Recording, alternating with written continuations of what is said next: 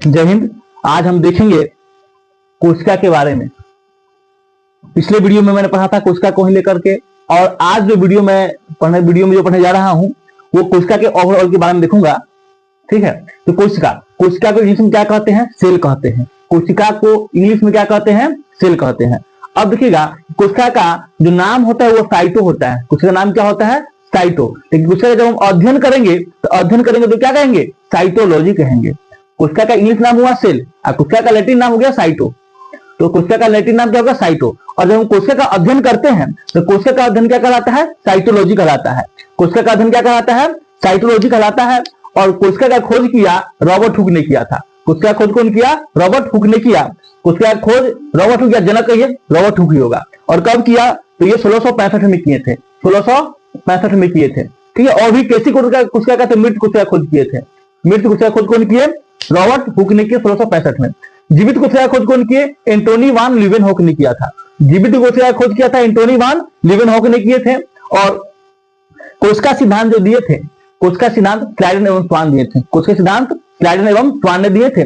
और ये ओवरऑल विश्व में ही छोटी और बड़ी, ये ओवरऑल बोला जा रहा है कि सबसे छोटी कोशिका किसकी होती है? तो माइकोप्लाज्मा की होती है। सबसे छोटी कोशिका किसकी होती है? माइकोप्लाज्मा की होती है। और सबसे बड़ी कोशिका किसकी होती है? शुतुरमुर्ग के अंडा का होता है। ये ओवरऑल में बोल रहा है, ये बोला है ओवरऑल में। ठीक है, ये ओवरऑल की बात बोल रहा है यहाँ पे कि सबसे छोटी कोशिका तो माइकोप्लाज्मा की, सबसे छोटी कोशिका बोलेगा तो माइकोप्लाज्मा की, और बड़ी कोशिका सबसे बोलेगा तो शुतुरमुर्ग के अंडा का बोलेगा। अगर मानव में छोटा और बड़ा, ये हो गया पूरे ओवरऑल में छोटा बड़ा। पूरे ओवरऑल की बात यहाँ चल रहा है ना, ये ओवरऑल में है।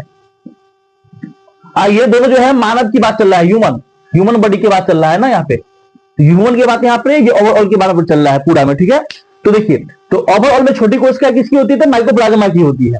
और बड़ी कोशिका किसकी होती है? तो शुतुरमुर्ग के अंडे का होता है। ठीक है, और मानव में छोटा कोशिका किसकी होती है? स्पर्म का होता है, मनुष्य का, यानी कि मेल का स्पर्म, जिसको हम शुक्राणु बोलते हैं, हिंदी में शुक्राणु बोलते हैं। तो मानव में छोटा हो जाएगा स्पर्म यानी कि शुक्राणु, और मानव में बड़ा हो जाएगा अंडाणु, जिसको हम ओवम भी बोलते हैं। ठीक है, जो होता है ये स्त्री में होता है। देखिए, ये स्पर्म जो होता है ये मेल में होता है, ये अंडाणु जो होता है ये फीमेल में होता है। ये फीमेल में होता है, ये मेल में होता है। बस इतना याद रखिए बात को कि मानव में सबसे बड़ा अंडाणु और सबसे छोटा बोलेगा तो स्पर्म है। ठीक है, अब इधर आइए।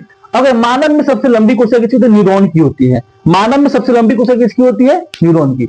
मानव में सबसे लंबी कोशिका किसकी होती है? न्यूरॉन की होती है।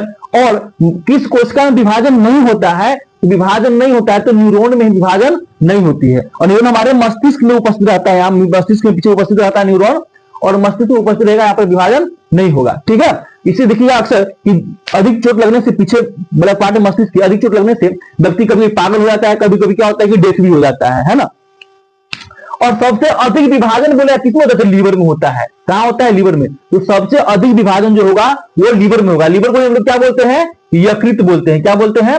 यकृत बोलते हैं। तो सबसे अधिक विभाजन तेजी से होगा तो लीवर में होगा। ठीक है, और सबसे कम विभाजन तो जो हो ही नहीं रहेगा तो न्यूरॉन में होगा। ठीक है, क्वेश्चन पूछता है कि हमारे बॉडी का ऐसा कौन सा कोशिका है जो अपने क्षतिपूर्ति को खुद ही ठीक कर लेता है? तो वो लीवर यानी कि यकृत है। ये पूछा जाता है क्वेश्चन कि हमारे बॉडी में कौन सा ऐसा कोशिका है जो अपने क्षतिपूर्ति को स्वयं ठीक कर लेता है? वो है लीवर होता है। ठीक है, अब चलिए इधर आइए। देखिए, ऐसा हम लोग जानेंगे इसके बारे में कि क्या सर लिख दिए, ईंट दीवार कमरा कुछ क्या लिख दिए। देखो, हम इसको समझाने के लिए हम इसका प्रयोग करेंगे। ये एक तरह से होगा आप समझने के लिए बच्चे को कि ये समझने के लिए क्या है। ठीक है, यहाँ देखिए कभी हम क्या करते हैं कि जब ईंट को जोड़ते हैं तो क्या बन जाता है? दीवार बन जाता है। क्या बन जाता है? दीवार बनता है।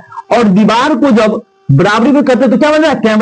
कमरा बन जाता है। क्या बन जाता है? कमरा। जैसे देखो, हम लोग ईंट जोड़े, यहाँ पे ईंट जोड़ते क्या बना दिए? दीवार बना दिए। सिस्टमैटिक ढंग से दीवार बना दिए। अब दीवार बनाने के बाद क्या होता है? ध्यान रखिए बात को, सिस्टमैटिक ढंग से सजा देंगे, इधर से क्या बन जाएगा? इधर कमरा बन जाएगा। और कमरा को सिस्टमैटिक ढंग से सजा देंगे तो क्या बन जाता है? एक घर बन जाता है जिसमें हम लोग रहते हैं। ठीक है, ऐसा देखिएगा कि कोशिका को मिलाएंगे तो क्या बनेगा? उत्तक बन जाएगा। एक से अधिक कोशिका को मिलाएंगे तो उत्तक बन जाएगा, और उत्तक से क्या बन जाएगा? अंग बन जाएगा। ठीक है, उत्तक से क्या बन जाएगा? अंग बन जाएगा। और अंग मिलकर क्या बना देगा? पूरा शरीर को बना देगा। अंग मिलकर क्या बना देगा? पूरा शरीर को बना देगा। ठीक है, तो आप इसको एक स्क्रीनशॉट ले सकते हैं।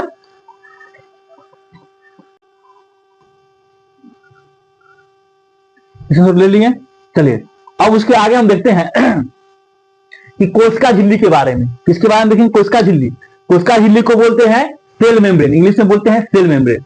अब देखिएगा कि कोशिका झिल्ली जो होता है वह पादप और जंतु दोनों में होता है। किसमें होता है? कोशिका झिल्ली पादप और जंतु दोनों में पाया जाता है। और कोशिका झिल्ली किसकी बनी होती है? तो प्रोटीन का बना होता है। कोशिका झिल्ली किसका बना होता है? प्रोटीन का बना होता है। और कोशिका झिल्ली पादप और जंतु दोनों में होता है, ठीक है। और कोशिका झिल्ली जो है, कोशिका के सभी अंग इसी झिल्ली में रहता है। तो कोशिका के सभी अंग क्या क्या? माइटोकॉन्ड्रिया हो गया, गोल्गी काय हो गया, है ना, एंडोप्लाज्मिक रेटिकुलम हो गया, ये सब जो लाइसोसोम हो गया, सब कहां रहता है? तो सब रहता है कोशिका झिल्ली में। कोशिका झिल्ली में आप देखते हैं कि जब दुकान जाते हैं तो थैला में दुकानदार क्या देता है? उसमें प्याज, आलू, लहसुन सब डाल देते हैं। वो थैला जो हो गया, वो थैला हो गया कोशिका झिल्ली। और कोशिका झिल्ली में क्या? प्याज, आलू, लहसुन जो डाले हैं वो उसका अंग हो गया, यानी कि माइटोकॉन्ड्रिया, गोल्गी काय, एंडोप्लाज्मिक रेटिकुलम, लाइसोसोम सब क्या हो गया? ये कोशिका के अंग हो गया। और कोशिका का थैली मतलब क्या? झिल्ली। क्यों है? तो कोशिका झिल्ली, जिसमें माइटोकॉन्ड्रिया, लाइसोसोम, गोल्गी काय, एंडोप्लाज्मिक रेटिकुलम सब उपस्थित रहता है, ठीक है। और सबका काम अलग अलग होता है। सबका काम, बिना काम में कोई चीज हमारे बॉडी में उपस्थित नहीं रहता है, ठीक है। कोशिका में ऐसे अब बाद में अपेंडिक्स वगैरह हो जाता है। चलिए, ये कोशिका झिल्ली में होता है। मान लीजिए ये कोशिका है। क्या है? ये एक कोशिका है। ये कोशिका है। ये कोशिका में जो क्या होता है, ये कोशिका की थैली के समान होता है। इसकी झिल्ली जो होता है वह थैली के समान होता है कोशिका, ठीक है। ये कोशिका झिल्ली जो होता है, याद रखिए बात को, कोशिका झिल्ली, ये कोशिका झिल्ली हो गया, थैला हो गया। इसके अंदर माइटोकॉन्ड्रिया, गोल्गी का, एंडोप्लाज्मिक रेटिकुलम, लाइसोसोम हो जाएगा, सेंट्रोसोम हो जाएगा। इसमें क्या होता है? पाया जाता है, ठीक है। और एक थैली समान आकार इसको ग्रहण कर रही है, जिसको बोलते हैं कोशिका झिल्ली। अब कोशिका झिल्ली पादप और जंतु दोनों में होता है, ठीक है भाई। और कोशिका झिल्ली किसकी बनी होती है? ये प्रोटीन की बनी होती है। किसकी बनी होती है झिल्ली? प्रोटीन की बनी होती है, ठीक है। और कोशिका के सभी अंग कोशिका झिल्ली में ही उपस्थित रहते हैं। यहाँ पे कोई दिक्कत नहीं। अब दूसरा पार्ट क्या है? कोशिका भित्ति। क्या है? कोशिका भित्ति। इसको बोलते हैं सेल वॉल। क्या बोलते हैं? सेल वॉल, यानी कि कोशिका भित्ति बोलते हैं। अब कोशिका भित्ति किसमें पाया जाता है? ओनली प्लांट में, ओनली फॉर पादप में, यानी कि पेड़ पौधा में पाया जाता है। कोशिका भित्ति किसमें पाया जाता है? पेड़ पौधा में पाया जाता है। ओनली प्लांट, यानी कि पादप में ही पाया जाता है, ठीक है। अब कहेगा कि कोशिका भित्ति किसकी बनी होती है? ये सेलुलोज की बनी होती है। किसकी बनी होती है? सेलुलोज की बनी होती है। तो कोशिका भित्ति सेलुलोज की बनी होती है, ठीक है। अब कोई भी कहेगा कि सेलुलोज मतलब पादप, पादप है ना। अब यह सेलुलोज कहां होता है? कोशिका भित्ति। ये हो गया कोशिका झिल्ली। क्या होगा? ये कोशिका झिल्ली। अब इसके ऊपर जो ये रहेगा कवर करके रखा रहता है, ये देखो ऐसे ऐसे करके रह जाएगा। ये क्या हो गया? ये हो गया आपको कोशिका भित्ति। ये कोशिका भित्ति, ये कोशिका झिल्ली। तो कोशिका भित्ति पादप में, कोशिका झिल्ली जंतु में। याद है, जंतु में दोनों रहेगा, कोशिका भित्ति और पादप, जो सॉरी कोशिका झिल्ली जो होता है वो पादप में और जंतु दोनों में रहेगा, और ठीक है। और कोशिका भित्ति ओनली फॉर किसमें रहेगा? कोशिका भित्ति कहेगा, भित्ति मतलब दीवार, तो ओनली फॉर रहेगा किसमें? पादप में रहेगा, ठीक है। और यह सेलुलोज का बना होता है। कोशिका भित्ति किसकी बनी होती है? सेलुलोज की बनी होती है। और कोशिका भित्ति का काम क्या है? यह पेड़ पौधा को सुरक्षा प्रदान करेगा। क्या करेगा? सुरक्षा प्रदान करेगा, बाहरी चोट से बचाएगा, ठीक है। और उसका आकार प्रदान करता है। उसका आकार और सुरक्षा प्रदान कौन करता है पेड़ पौधा को? तो करता है कोशिका भित्ति। कौन करता है? कोशिका भित्ति करता है, सेल वॉल करता है, ठीक है। तो ये हो गया, आपको दिख गया। और इसी में क्वेश्चन पूछ देता है कवक की कोशिका भित्ति किसकी बनी होती है? तो कवक की कोशिका भित्ति काइटिन की बनी होती है। किसकी बनी होती है? काइटिन नामक प्रोटीन की बनी होती है। कवक की कोशिका भित्ति बनी होती है। अब बोले कोशिका भित्ति किसकी बनी होती है? ये सेलुलोज की बनी होती है, ठीक है। अब बोले जीवाणु की कोशिका भित्ति किसकी बनी होती है? तो माइक्रोपेप्टिडोग्लिकन की होती है। माइक्रोपेप्टिडोग्लिकन की बनी होती है जीवाणु, ठीक है। तो उसका भी